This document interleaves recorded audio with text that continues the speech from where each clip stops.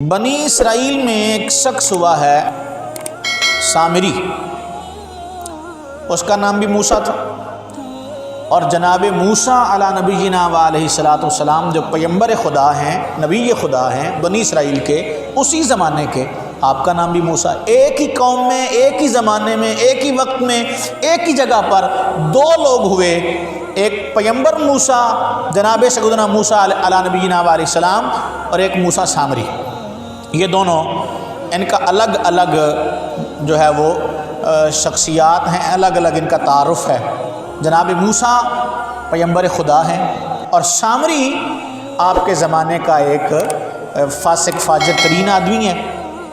اس نے کیا کیا ہے؟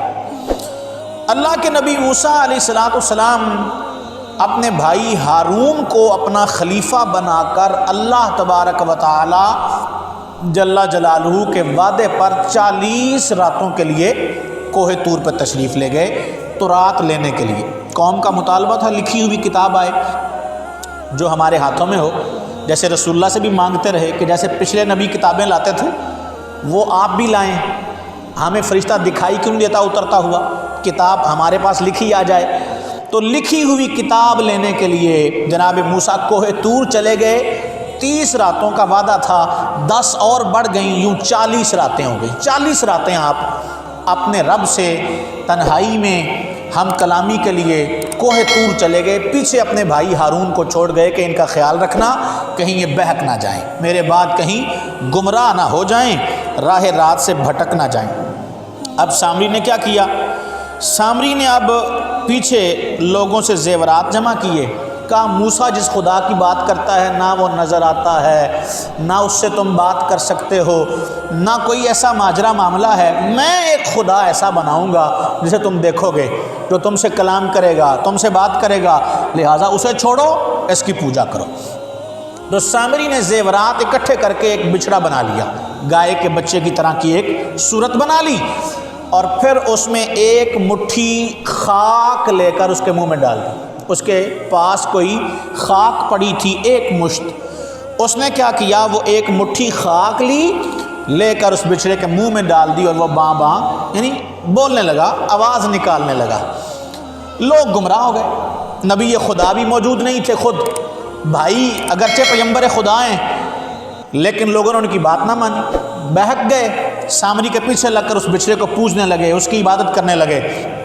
جناب موسیٰ جب واپس آئے لوٹ کر، تو پیغمبر موسیٰ علیہ نبینا علیہ السلام دیکھا کہ قوم تو گمراہ ہو گئی، میں تو انہیں دین واحد پر چھوڑ کر گیا تھا اور یہ بچڑے کو پوجنے لگ گئے، خدا واحد کی پرستش چھوڑ کر اس کی پوجا کرنے لگ گئے ہیں۔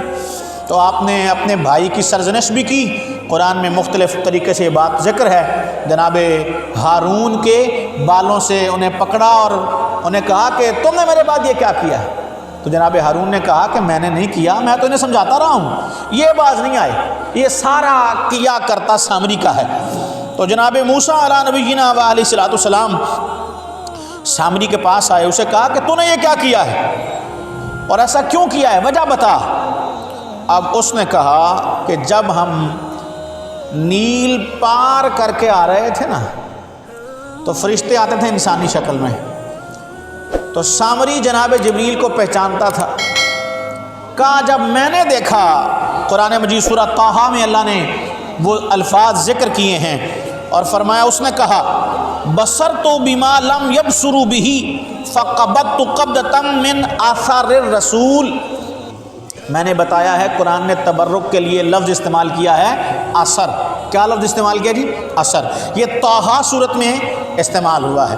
سامری نے کہا فَقَبَضْتُ قَبْضَةً مِّنْ أَثَرِ الرَّسُولِ فَنَبَذْتُهَا۔ میں نے دیکھا رب کے ایک نمائندے کو، یہاں رسول سے مراد جناب جبریل ہیں، جناب جبریل کو دیکھا، وہاں جہاں ان کی سواری کا پیر پڑا وہاں سے سامری نے ایک مٹھی خاک اٹھا لی، ایک مشت، جہاں جبریل کی سواری کا پیر پڑا وہاں سے سامری نے کیا کیا؟ ایک مٹھی خاک اٹھا لی، اور وہ خاک اٹھا کر اس نے اپنے پاس سنبھال کے رکھ لی۔ اب محفوظ کر لی تو پھر کیا ہوا؟ پھر یہ معاملہ ہوا کہ جناب والا جب جناب موسیٰ چلے گئے تو اس نے وہ مٹھی خاک جو جناب جبریل کی سواری کے پیروں کی تھی وہ اس بچھڑے کے منہ میں ڈالی تو وہ بولنے لگ گیا، وہ بولنے لگ گیا۔ تو اب یہاں پر یہ بات سمجھیں کہ گائے کا ایک بچھڑا سونا اکٹھا کر کے بنایا جائے، اس کی مورت اکٹھی کی جائے، اور پھر جبریل کی سواری کے پیر سے لگنے والی مٹی کی ایک مٹھی اس کے منہ میں ڈال دی جائے تو وہ زندہ ہو جاتا ہے۔ تو یہی تو ہم کہہ رہے ہیں کہ جو شاید اللہ والوں سے ڈائریکٹ جبریل کا پیر بھی نہیں پڑ رہا، جبریل کی سواری کا پیر جو ہے وہ زمین پہ لگ رہا ہے، اس سے جو مٹی لگتی ہے اسے اللہ اتنی شان بخش دیتا ہے، اسے رب اتنی برکت دے دیتا ہے۔